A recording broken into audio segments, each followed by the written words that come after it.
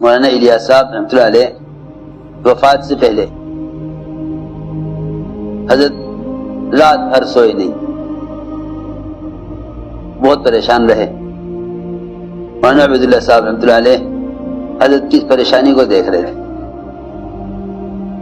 تو صبح کو پوچھا کہ رات آپ ٹہلتے رہے اور سوئے نہیں، کیا بات ہے، کوئی کیا تکلیف؟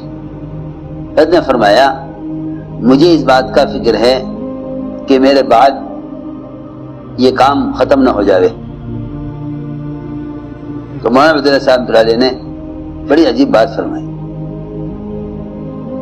یوں عرض کیا حضرت سے کہ آپ یہ بتائیے کہ آپ کو اس کام کے انبیاء علیہ السلام والا کام ہونے کا یقین ہے؟